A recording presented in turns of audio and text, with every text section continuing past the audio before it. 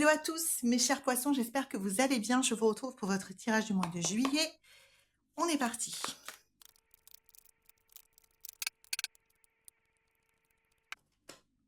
Alors mes chers poissons, on y va. On va commencer par ce qui vous a animé récemment, là, avant le tirage, et ensuite on fera notre mois de juillet. Donc les poissons, ce qui semble avoir été la situation pour vous dernièrement, c'est comme si vous aviez été dans une période d'attentisme en plusieurs temps, en 4 temps pour le coup. Premier temps, alors quel que soit là, on est sur un tirage généraliste, comme vous le savez les amis, comme d'habitude. Donc en gros, ça peut concerner votre vie, votre sphère professionnelle, votre sphère financière, votre sphère amicale, votre sphère sentimentale. Ça, je ne peux pas le savoir, en tout cas, sauf s'il y a des cartes qui viennent nous préciser. Mais à ce stade-là, c'est complètement neutre, mais ça nous donne comment vous êtes comporté durant la période qui vient de s'écouler. Donc c'est comme si vous étiez dans une période où vous ne saviez pas comment se faire dans une situation donnée, les poissons. Dans un premier temps, vous avez l'impression d'être perdu et d'être, alors pas coincé, on n'est pas sur le pendu ou des choses comme ça, pas coincé comme si rien ne voulait que ça marche, ça venait de vous. Vous ne saviez pas trop comment gérer la situation et vous vous sentiez un peu perdu, voilà, on va dire ça comme ça, un peu perdu. Puis, vous vous êtes, parce que là, c'est vous qui avez tout fait, hein, puis vous avez pris sur vous de transformer, alors peut-être que vous en avez parlé avec des gens, peut-être que oui, ça implique une autre personne. Donc, il y a une autre personne qui a été de bons conseils pour vous. Est-ce que c'est votre conjoint? Est-ce que c'est votre hiérarchique, si vous vous entendez bien avec lui ou elle, quand si c'est dans le cas de votre travail, enfin, ou même si c'est dans le cas de votre travail, ça peut être votre conjoint, un parent, un proche, il y a quelqu'un qui tient à vous, qui a... Alors, bien sûr, votre hiérarchique au travail vous aime pas autant que votre conjoint, on est bien d'accord, mais il y a quand même une notion de quelqu'un qui a vos meilleurs intérêts à cœur, qui vous a aidé, enfin, en tout cas, vous en avez discuté avec cette personne, et vous êtes passé d'une période où vous étiez un peu submergé, un peu genre, oh là là, je sais pas du tout comment, par quel bout prendre ce truc, à, ok, j'attends quelque chose, parce que c'est vraiment, il y a eu une période d'attente qui s'est terminée pour vous, les poissons, là, dernièrement. Donc, ou qui est sur le point de se terminer, on va voir ce que ça donne en juillet. Donc, la période, vous la subissiez et vous ne saviez pas comment la gérer. Puis, sur les conseils ou en parlant autour de vous et en cherchant du réconfort, du soutien, de l'appui, vous avez décidé de vous mettre en attente active. C'est-à-dire que comme vous attendiez quelque chose, est-ce que c'est une promotion? Est-ce que c'est une réponse pour un contrat? J'ai plutôt l'impression que c'est de l'ordre du professionnel. Une promotion, un contrat, un nouveau client, quelque chose était bloqué. Ce n'était pas du tout de votre fait. Et là, on est sur la fin du blocage, parce que c'est peut-être une situation qui a duré un petit peu longtemps. Et là, on est sur vraiment les dernières périodes avant qu'on arrive au mois de juillet. Vous étiez un peu, voilà, vous avez repris les choses en main, c'est-à-dire vous êtes dit, ok, je vais attendre, mais avec une stratégie. Donc, mais par exemple, ça peut être ce que j'appelle l'attente proactive. Si je me donne tant de temps, je vous donne encore 2 mois. Si dans 2 mois, il se passe rien, voici mon plan B. Voici mon plan C.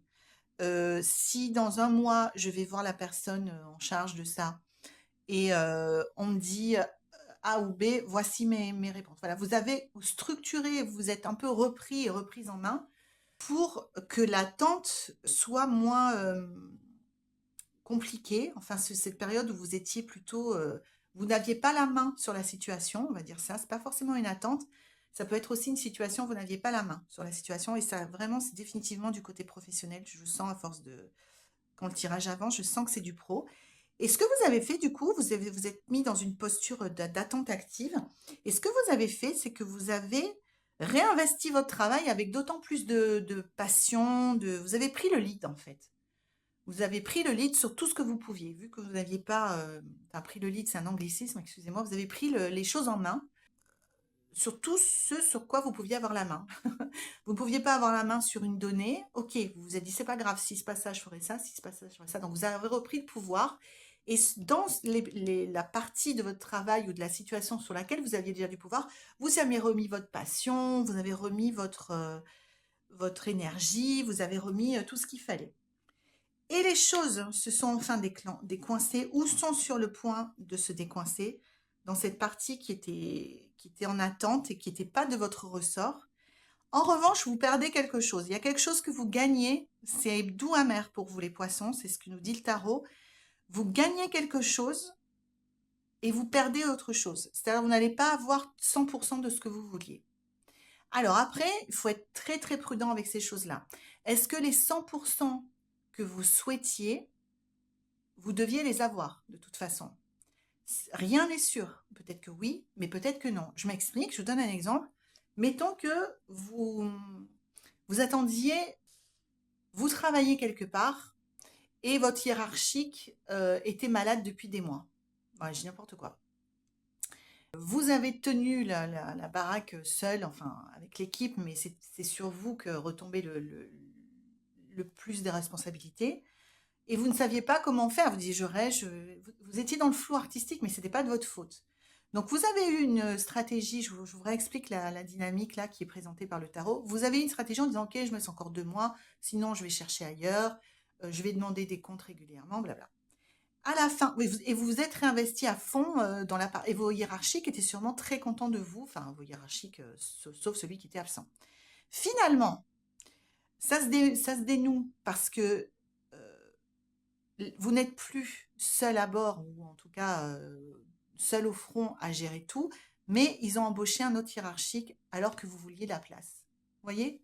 Ça va être ça le côté doux amer. C'est-à-dire que vous allez avoir quelqu'un, votre vie professionnelle va redevenir plus normale, entre guillemets, parce qu'ils ont embauché quelqu'un d'autre pour remplacer celui, j'invente n'importe quoi, hein, mais qui était parti ou qui était malade et qui ne reviendra pas. Mais par contre, vous pouvez avoir de l'amertume et de la tristesse, et il y a un deuil à faire, c'est ce que nous dit cette carte, parce que vous avez imaginé que vu tout ce que vous aviez déployé euh, comme travail, comme énergie, comme initiative, comme courage, bah, ça vous serait rendu par le fait que c'est vous qui ayez la promotion. Et encore une fois, dans ce tirage-là, les amis, il n'y a pas de «Oh, on vous a créé du tort» ou «on ne sait pas». On n'a pas tous les tenants et les aboutissants. Peut-être que c'est pas juste que vous l'ayez pas eu, ce job, cette promotion, mais peut-être que vous n'étiez pas du tout prêt non plus, malgré ce que vous pensiez, parce que vous aviez vraiment la tête dans le guidon. Peut-être qu'il vous manque encore des choses. Vous voyez ce que je veux dire? Donc, il n'y a pas de notion de c'est juste ou c'est pas juste. Il y a juste la notion de vous n'avez pas eu exactement. Ça s'était coincé. Ça peut être. Je vous ai donné cet exemple-là que j'ai inventé de A à Z, mais ça peut être une toute autre. En tout cas, ça concerne votre travail. Ça peut être une toute autre explication. Mais c'est doux amer. C'est fini ou c'est en train de se régler, mais il vous manque quelque chose que vous vouliez et que vous n'avez pas eu dans la transaction. D'accord? Donc maintenant, on va voir ce que ça donne au niveau du mois de juillet. Ça m'a l'air pas mal. On va voir. Alors, les amis, on commence le mois. Du coup, vu la situation, donc je vous ai donné un exemple type, mais ça peut être tout un tas de configurations différentes. J'espère que vous me direz à quoi ça correspond chez vous dans les commentaires. Ça m'intéresse beaucoup de savoir comment ça s'applique à des cas de figure, des personnes, des vies, des environnements tout complètement différents les uns des autres. Il n'en reste pas moins, les poissons, que vous attaquez le mois de juillet sur la défensive. C'est logique, puisque vous avez votre deuil à faire. Pardon, vous êtes en train de le faire, mais vous attaquez le mois de juillet en mode ouais, ben, je suis pas très content ou je suis pas très contente, donc je suis un peu échaudée. Voilà, vous êtes échaudée. Parce que, et qui pourrait vous blâmer pour sa personne, et surtout pas moi, mais le tarot vous dit, vous êtes sur la défensive parce que vous avez vécu cette perte, entre guillemets, il vous manque quelque chose dans la situation qui s'est débloquée pour vous récemment ou qui est en train de se passer pour vous.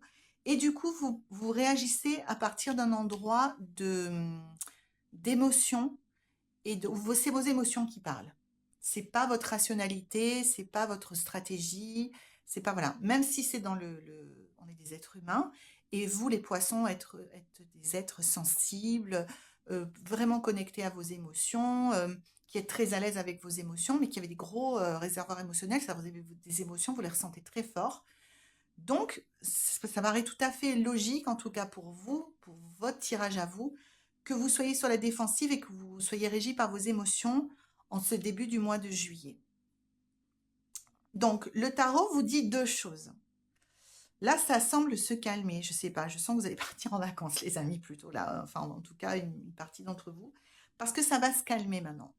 Le tarot vous dit, il ne se passe pas d'événements majeurs, des rebondissements ou des choses qui remettent de l'huile sur le feu. On redescend tranquillement et vous allez voir la dernière carte, ce qu'elle vous conseille de faire. Vous êtes actuellement sur la défensive, c'est la résultante, comme je vous l'ai dit, de ce qui s'est passé avant. Parce que vous partez de vos émotions et vous ne partez pas de votre mental, de penser à froid.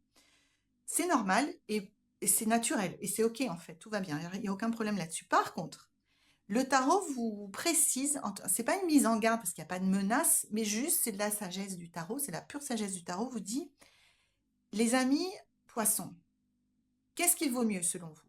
Est-ce qu'il vaut mieux être porté le fardeau du passé ou le lâcher et embrasser l'avenir?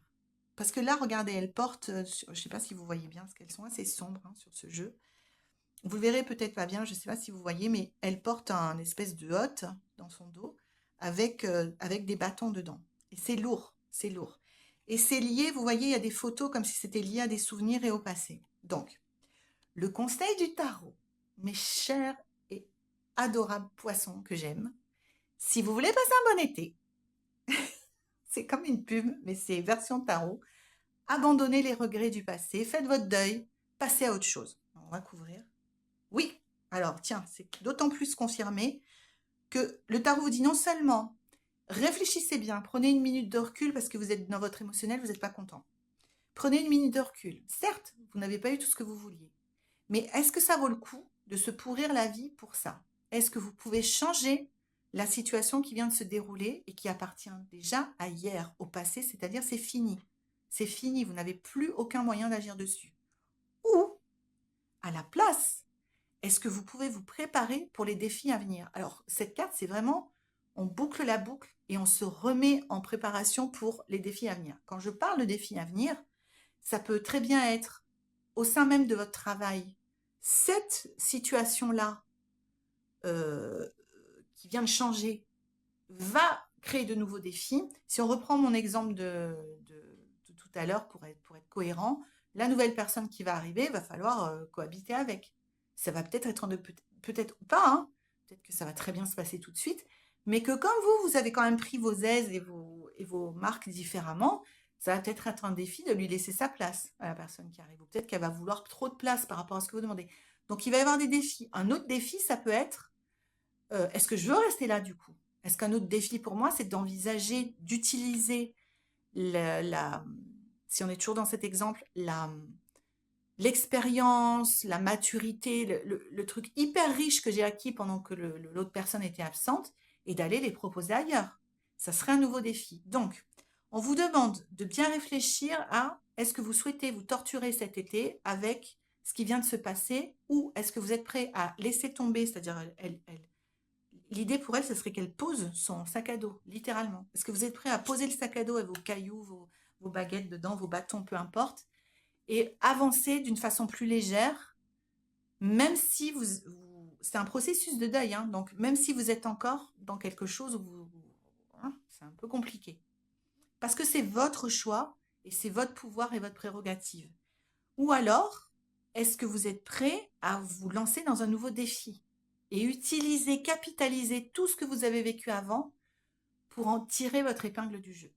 C'est la question du mois de juillet que vous pose le tarot. Et c'est la question à laquelle je vous laisse répondre, les amis. En revanche, le, le mot final, oui, le mot final pour votre été, c'est quoi que vous fassiez, enfin, c'est plutôt dans le sens où si vous arrivez à déposer votre rancœur et ces souvenirs et cette période qui est derrière vous, encore une fois, je vous le répète, même si ça nous impacte et qu'on emmène des émotions négatives dans le présent, la seule solution, alors c'est pas de boire, hein, parce qu'il y a quand même dans un bar, quoique ça peut donner, mais toujours en modération, de faire un peu la fête. Mais en gros, pour que vous passiez un mois de juillet super sympa, les poissons, on vous dit réfléchissez bien si ça vaut le coup de vous pourrir la vie en gardant de la rancœur et des regrets, des gna qui sont liés au passé, ou si ça vaut plutôt, c'est votre choix, ou si ça vaut pas plutôt mieux la peine de vous dire, ok, allez, on passe à autre chose, de quoi j'ai envie, comment j'ai envie de mettre en valeur tout ce que j'ai, de que vous optimisiez, encore une fois, ce que vous avez vécu pour le tourner à votre avantage dans le futur, qui vous sentez dans l'énergie. Quand je dis les deux, c'est pas du tout la même énergie. Et c'est beaucoup plus fun, c'est beaucoup plus... On va de l'avant. Et derrière, soit vous êtes en vacances, soit vous êtes pas en vacances, mais ça va être probablement plus calme pour vous en juillet. Vous amusez. Vous faites la fête. Cette carte vous dit, faites-vous plaisir. Alors, bon, encore une fois, buvez pas tous les verres sur le bar. Hein. Enfin, si vous voulez, on s'en fout. Mais bref, c'est pas une question d'alcool. C'est ce que j'essaie de vous dire. Faites-vous plaisir. Vous sortez d'un truc où ça n'a pas été simple. Laissez tomber les petites choses qui vous collent à la peau encore de négatives. Choisissez consciemment. Ouvrez un journal, écrivez. Je choisis consciemment. Brûlez la page. Faites un petit rituel pour vous dire je m'en fous, je m'en débarrasse. Ce qui compte, c'est d'utiliser tout ce que j'ai vécu de la meilleure façon et je réfléchirai à ça après.